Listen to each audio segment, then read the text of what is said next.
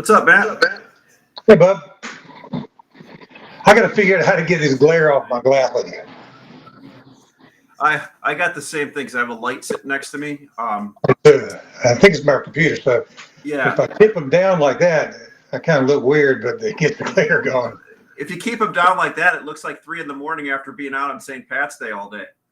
Yeah, it's like just got back from my lunch with Lumbermen's liquid lunch with Lumbermen's. Yeah, where's that at? Actually, I was going to have lunch with my mother, who's in a assisted living, and they're supposed to have green beer. She said it's from 11 to 2, so I got over there and they said no, it's 4:30. Did you So, did you see the thing I put out the other day? I was going to show you. I was walking into Chicago on Tuesday. I actually saw it. There was still this left over. The river was still green from really? doing it. So they did it on Saturday, right? Yeah. You know where they get that green dye from, right? They literally, it's plumbers use it for discovering cracks or leaks in pipe. It's like a food dye. So Yeah. I think my brother-in-law is a plumber. He told me some local union actually does it for the city, where they just go through and put it all out there. There's a place here locally called the Whitewater Center. It's for like the Olympics training center. It's got rapids and all that kind of stuff, and they turn it all green for St. Patty's Day too. So we're gonna go check that out. Thanks, Joe. Joe says green looks good on me. Thank you, Joe. I'm just pulling a few things up here. I'm going to try to share one screen with you here. I may have Nick have to help me on it. Jory. There's Jory putting it up there. And I just want to see we're live. So I want to go to that link on my LinkedIn here to actually pull it up, which shows that we're live, but it's not showing on my LinkedIn. So I'm going to go with the drunken lumberman look and have my tip my glasses up so they don't reflect into the screen. There, I got it now up. Okay, perfect. Let me just. That's pretty cool. Is that a river that runs through the city? So yeah, that's looking north off of Monroe, or Monroe may be the one up there. This may be one street south, and it goes up, and there's bridges all the way through Chicago. So you're looking straight north, toward River North, and as you get up to where that skyscraper is under construction, the river goes back east toward the lake, where there's a lock to get boats in and out, and then the rest of it goes down the Chicago River to the Illinois River. But they dye the whole river up and down, and this is the remnants of it 2 or 3 days later. It's kind of cool.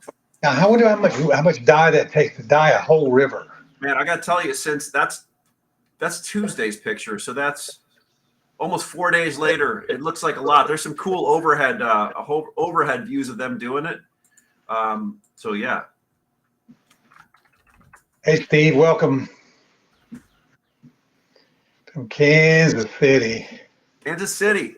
Okay, yeah, Kansas City. So Matt, you got a bunch of cool stuff we want to talk about today. Everybody, welcome to to Lunch with Lumbermen with Matt Lehman from Lehman's Lumber Guide and Ashley Bungle from Materials Exchange. We're the only, the best B2B digital market exchange, creating transparency and helping buyers and sellers.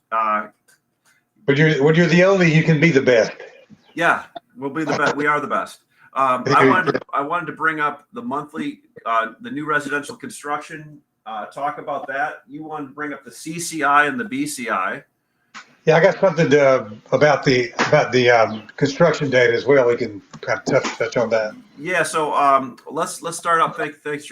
I think the one thing I kind of want to highlight was permits were up pretty relative to January. Housing starts were down slightly, but what the one thing I want to focus on, if we could blow it up slightly, is that chart on the right, the new residential construction. And Greg always, we were chatting before the show. He goes, "Bring this up," and you and Matt talk about it. So here's the thing I'm trying to square up. If you notice, since basically 2020, heck, if you go all the way back to 2017 to 19, our completion rate, the amount of homes we're actually putting under roof, turning the key and people going in, has stayed about, Matt, if I'm just eyeballing this, spitballing it, 1.2 to 1.3 something. Yeah. So That's all we can do. here's what I want to show people. As the actual permits rise, right? That spread between permits and completions is going out, out, out, out. That will have to remedy itself in one way, shape, or form at some time. What people a lot smarter than me tell me, that will probably happen by permits falling. It'll definitely happen by starts and permits falling. Yeah. If you look back, I started. If you remember our very first show this year, our topic was 1.3 completions, 1.9 million starts. Yep. And we've been talking about it since the beginning of the year, and now everybody's finally they can see it. But it's no different today. Actually, it's worse today than it was in January. The completion to sales ratio, when it's at its full point, is about 98%. And right now it's at 74%. That's the lowest it's been ever. So that means that builders are starting and only completing 3 out of every 4 homes that they begin, or if they're on an annualized basis. We're going to end up with 500,000 homes incomplete at the end of the year. And the other thing that we know, that the builders told us at the beginning of the year what they're going to do. They said they were going to blow it out of the first quarter with starts. They're going to spend the rest of the year on completions. So they told us this was going to happen. So we can expect that housing starts and housing permits are going to fall and completions are going to rise. And my estimation is we're going to be able to spend a little more time on completions. I think we'll probably settle around 1.5 for the two of them as a median. But it's not just lumber, but we've been doing 1.2 to 1.3 completions. And that's all the pipeline of supply from bathtubs, light fixtures, doorknobs, screen doors, windows. That's all there is to do. I mean, we even if you got enough lumber to do 1.7 million or 1.8 million, there's not enough of everything else to complete it. So yeah, that's all we're going to do. That's a good point, Matt. I mean, something's got to give on this. When I look at this chart, it's shocking how that spread just keeps widening, right? And hey, unless we can hire a whole bunch of people to put things under roof and mend the supply chain and create more production of, you said, widgets, bathtubs, everything else that goes into a house, then you know who's going to do the completion part of the house? It's the framers. Agreed. Yeah. They're not going to be out of work. They're just going to be doing inside work, doing trim and there's all this stuff. But they're going. So right now, if you look around, there's just slabs everywhere and houses that are half done or just framing up. But when the builder tells you what they're going to do, there's no reason to believe that they're not. And if you look at that, the next thing on the consumer confidence index. So let's bring that up. Let's bring the CCI up, the Consumer Confidence Index. Or if you could do the builder one first. I mean, the business. BCI. Yeah. Okay. If you look from the beginning of the year to where we are right now, we're just kind of rolling over. The black line is the global builder sentiment, builder confidence index, and the red line is the U.S. confidence index. And we can see that the U.S. confidence in business is still, just how hard that thing has gone up. And that all the way back to the left is 2008. So you can see the big decline, the big spike up. And then we just had a huge fall like last year. And then the big spike up was where we are right now. Not last year, but I think I might have been 14 now. I can't see the numbers, but so the big fall down was 2000 and 2010, right? I believe 2010. The big one. That was after the 2008. Okay, that was the 2008 where we went from 2 million permits down to about 3, right? Yeah. So here's the interesting thing to look at. Just forget all the stuff that the stuff in the past. Just look at this big long line going up of business confidence, and it's certainly rolled over, but it's still way on the bullish side of where we've ever been. And if you listen to TV, they talk about all the time, like it's almost like somebody's trying to sell you that the economy is good. And despite that, you look and say, well, business confidence is rolling over. It looks like businesses aren't as confident as they should be. Now look at the next chart that shows consumer confidence. bam. Yeah. Consumer confidence is in the sewer. So what the consumers are telling us is, I'm not going to be buying like I was last year. My outlook for myself is, and what I expect out of the economy is lower than what the businesses think. The businesses are lagging, still building inventory, and the conversations in the lumber business that we hear every day is how, well, what about supply? What about the supply chain? What about transportation? What about the production curtailment in Canada? Those are all big song and dance stories that lag the market. But the consumer's telling you that they're already pulling back. They have been pulling back for a while. So there's no reason for us to expect that we're going to have a continued housing boom through the end of this year with housing completions at 75%, 74% of starts, and consumers saying they're already rejecting price, or they're telling you that they're going to. So Yeah.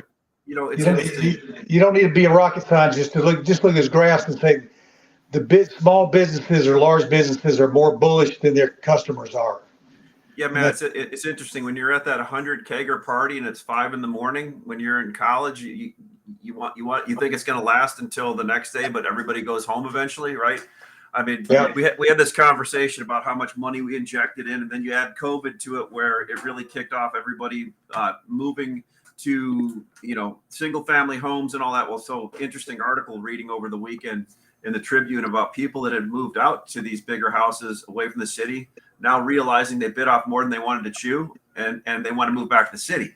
And Right. I thought that was not going to happen. But sooner or later people wake up, they don't need that extra room. They don't need everything. They bought 7 big screen TVs and put high-speed internet throughout their house and have every widget that they need because they've been at home for 2 years.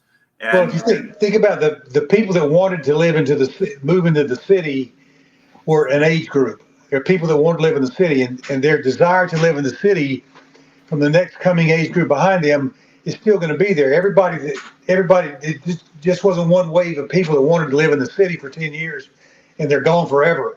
It's a new wave of people that want to live, and even people that have gotten out of the city, they're afraid they're going to get breathed on and killed and die from somebody's breath. Realize that that's not going to happen anymore. They want to go back into the city. They like the nightlife, the glamour and the glitz, and the restaurants and the entertainment and the people, and that hasn't gone away. That's still part of the American culture or worldwide culture, actually. there was a dude on the train this morning. I probably could have died from his breath, but it wasn't because there was anything viral in it. He had green beer breath. Pretty early in the morning too. Yeah. Morning, buddy. Well, that's cool. Great charts from Matt. Let's talk a little bit about the lumber market. So I have noticed on the platform it's switching from a lot of bids over the last few weeks to more asks coming in, more customers selling, more mills selling. So you see things loosening up a little bit. I mean, numbers. It's still a lot of transactions.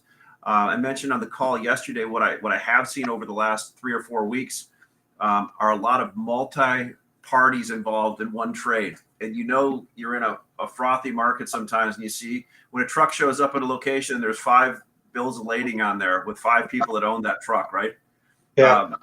But I think we still have good numbers for a short period of time here. I mean, I don't know. I'm just guessing. It's still transacting. I mean, yesterday on the show, Matt and Greg were talking about the CME being such a disconnect to the downside, and how in some cases they're able to sell, X amount below what the mills were asking last week based on a print number. You're now a $500 discount to cash on some of these back months. Yeah, but realistically, you got to be, because that's where the market's going.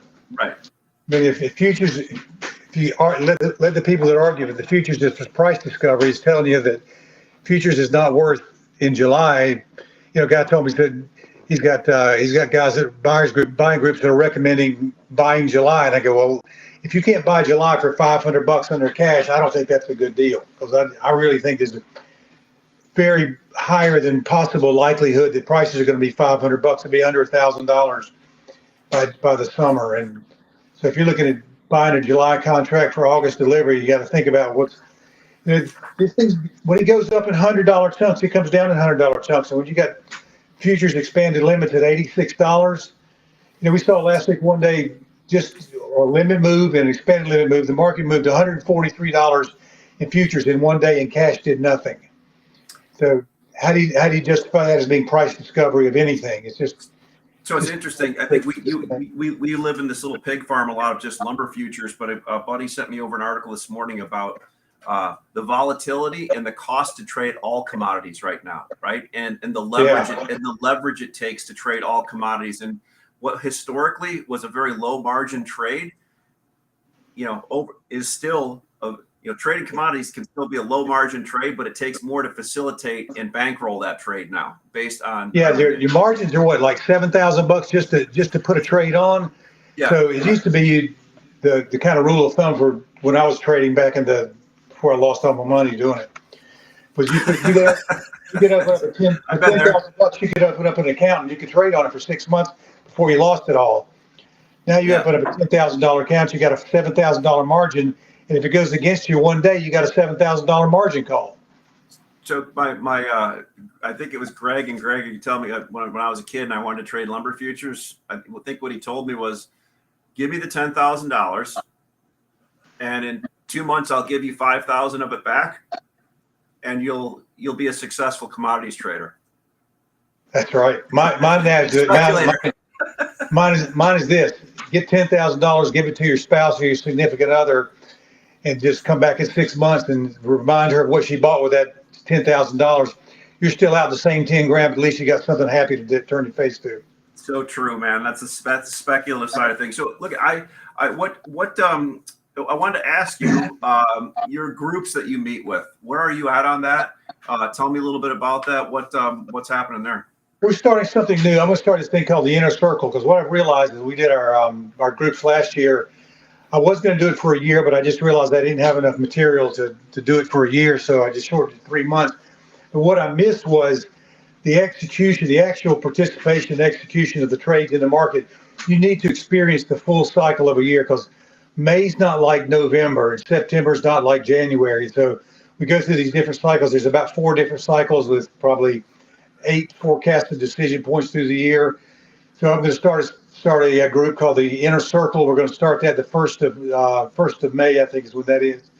We're taking registrations now. That's for members only. So I kind of want you, the reason is I want you to be at least vaguely familiar with the lingo and how I talk and what Layman's Lumber Guide is all about. But what we're going to do is on a weekly basis in this small group concept is go over just like specifically, what should your trade be? How should you be positioned? Should you be reducing inventory, building inventory?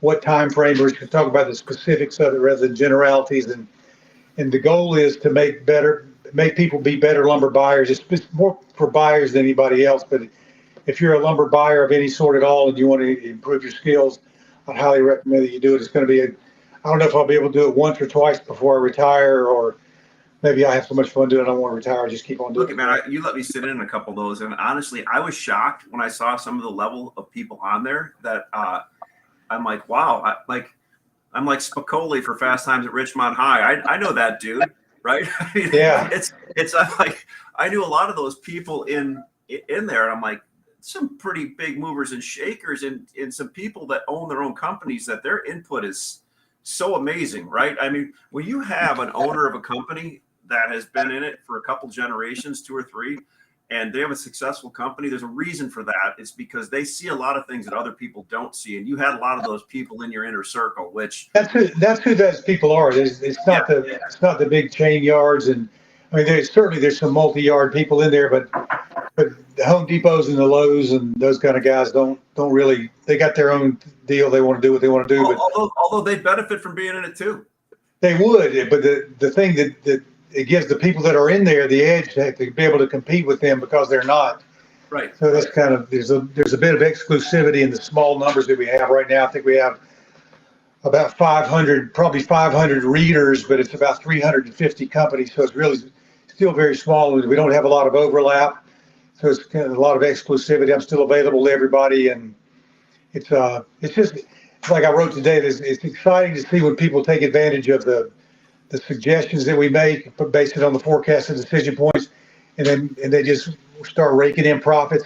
But it's disappointing on the other hand when there are people that are just kind of riding the bench and watching and said, yeah, I saw that. That's what you said. Like one guy sent me an email yesterday and he says, looks like you might be onto something here with this Southern Pine market. And I said, what do you mean might be onto something? You've been reading me for 20 years and now you just think I might be onto something.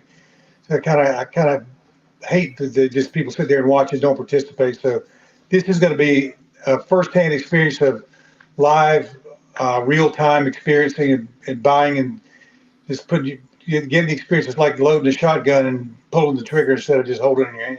No doubt. Well, I wouldn't mind bringing up. You had something cool under market analysis from Monday, March 14th, and then I wanted to bring up the 12-month forecast and the 2x4 from that one.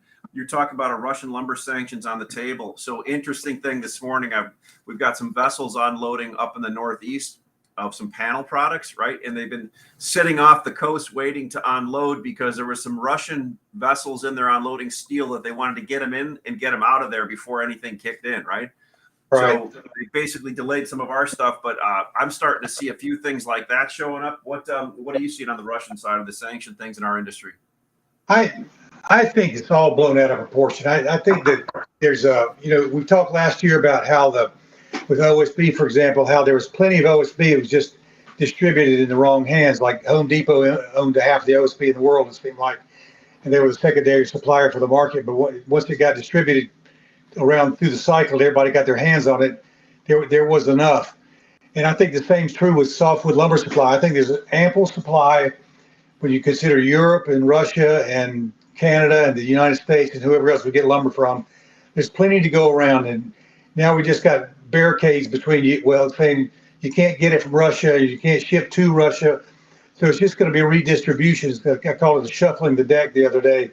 So Europe's going to end up keeping all of its wood because it needs it. That means it's going to be shipping less to the U.S.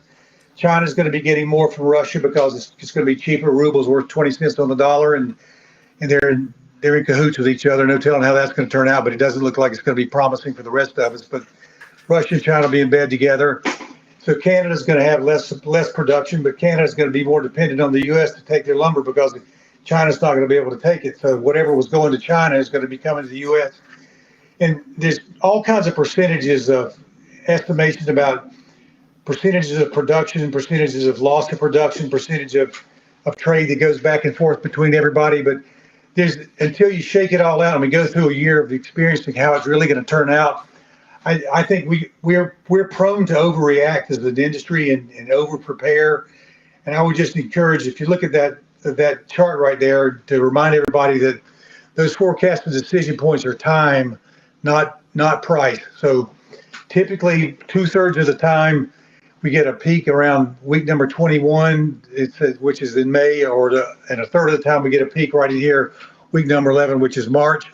I think this is going to be a year where the peak is going to be in March, and that rally back in May is going to fall short of where we are now, and then we're going to work lower back into the summer. But I really believe the highs that we're seeing, that we're going to see right in here, are going to be it for the year. Good thoughts, Matt. Let's real quick shoot over to the one chart I wanted to look at, Southern Yellow Pine. The Southern Yellow Pine chart on page number 4 of your March 10th one, or March 14th issue. And I think that's the feedback I've been getting also on the pine, that there's a lot more of that showing up, and for a couple reasons. There's more mills becoming more productive. And they're able to get more through the system and show up. I mean, we had some people on talking about how much actual production has come on the South in the last year, and it wasn't very much. But if you take that COVID outlier out of it, and we start getting back to, multiple shifts and more people producing, and we get out of the COVID situation, which I think we're already out of, you're going to see that. I think you're going to see that kind of take off as far as production in Southern Yellow Pine. Well, here's the overlooked obvious about the Southern Yellow Pine market. How many times are you going to rebuild a deck or a fence or a swing set? Yeah. Treated lumber sales this year are going to be significantly less than they were the last 2 years. Lowe's knows it. Home Depots know it. The treaters know it. So they're participating less. Their inventories are lower. Their daily and weekly turns are lower. There's going to be less treated lumber bought this year, consumed this year. So the treaters are the treaters are already in and out. So there's not going to be a treated buildup like we had the last couple of years. It's going to be less than normal, less than average, and the home centers know it. So that's just going to be extra wood. 50% of if 50% of the product goes for Southern Pine goes into treated, there's going to be plenty of it around. The only thing that's still in tight supply is 2x12s because of the demand for headers and for eye joists and L beams and LVLs and that kind of thing is still just for structural purposes. But 2x4s or 2x10 are going to be in trouble for a while. So that's interesting. We always think of some interesting things when you start talking. Intuitively, it makes sense to me over the last year, especially, but 2 years, that people put more fences up I was on a podcast the other day with a guy talking about how he put a fence up last year and it was expensive, right? I'm like, okay, well, expensive relative to what? If it's the only fence you ever put up, right? So, right. But the point is, you're right. I mean, if everybody's already done their projects and they're getting out of the house more, I mean, look at walking around the city right now. People are coming back to work, and I don't care what people say about COVID. The people still come to offices, and they aren't antiquated, and people still get stuff done in large environments with human beings conversating with other human beings. So the more time people are away from home, the less they're going to spend on their home, right? Yeah, and I think another thing that's very important is, especially with what's going on with Ukraine and Russia right now, people are being introspective, realizing that, do I really need a new lawnmower, or would I rather spend some time at home with my kids at the beach or around the house or taking a trip? But I think the American consumer is rolling back its desire of being obsessively compulsive about buying things and just accumulating stuff and all those things that were at the port, all that plastic stuff that was at the ports last year that we couldn't get off. It's not going to be as big a demand for it. So I think we're going to see the pressure at the ports is going to loosen up, and pressure for all consumer goods is going to loosen up, but just because of people's desire to want to create more memories rather than more piles of stuff in their garage. Yeah, no, good point. Good point. Well, Matt, we're up against a half an hour. This was really good. If you want to get a hold of Matt, you can go to his email or go to Layman's Lumber Guide. Sign up. I would say it's if he's got room, it's great to get inside of that inner circle. It's a good group of folks. Come to mxlumber.com, register. We'll get you buying and selling lumber. It's amazing. We've gotten some pretty good sized mills on in the last few weeks here. And it's funny, maybe because they're basically thinking, hey, maybe the phone won't be ringing in as much over the next year or so. So it's good for us to get on this side to get another outlet to sell lumber a lot less expensive than we're currently selling it, right?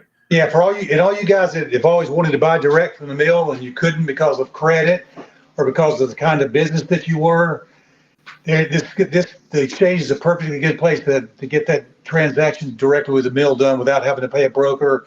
Not that I want you to make any money, brokers to make any money, but it's a great place to see mill transactions and mill offerings that you wouldn't normally get a look at. So yeah, we've got a lot of, me being a broker, we've got a lot of brokers on there that actually their great thing is they're sitting in a chair or a desk. They used to have to pay Bobby or Susie or Ryan to sell it.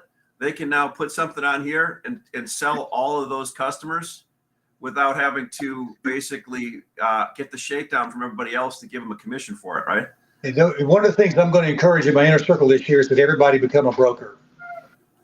That's a great, yeah. I mean, there's no reason why in your market, wherever you are locally, whatever trim of studs you use, whatever OSB product you use, when the time is right, and we'll advise you when that is, buy an extra truckload and sit there and just wait for your chance to pick up $50 or $100, $1,000 on an extra one or two extra trucks. It's something fun to do. That's low risk, better return than anything else you can do in the market. So I got a text last week from a guy in Wisconsin said that I bought an extra load of 2330 seconds OSB on your platform. I didn't need it for a multifamily job. I flipped it back on your platform and sold it and made a nice little profit on it. There you go. I mean, it's as simple as that, right? I'm not guaranteeing that's what's going to happen because it's volatile markets, but that's an easy way to do it. He got paid right away for it and made good money on it, and didn't have to. You don't have to go find suppliers. You don't have to go find customers. It's all just. It's like if you want to sell your house and you could go on and click for sale by owner and it actually worked. right? Yeah. So yeah, we're basically the MLS system for lumber, except we got the bid and ask component and all the freight variables. Multiple lumber system. Yeah, we're the MLS, the multiple lumber system. Good job. All right, guys. Well, thanks, Matt. Thanks everybody for watching. Tomorrow, Friday, we'll put out if we're having a show tomorrow. I think I'm not sure on that one, but we will be doing them all next week, 12 o'clock noon Central Time. We generally have guests. If you want to be a guest on the show, you can reach out to me. It's ashb@mxlumber.com, and you can tell me what your expertise is and what you want to talk about. But Matt, I'll look forward to chatting with you soon, and have a great St. Patrick's Day. You too. Thanks, sir. Thank you guys for all coming.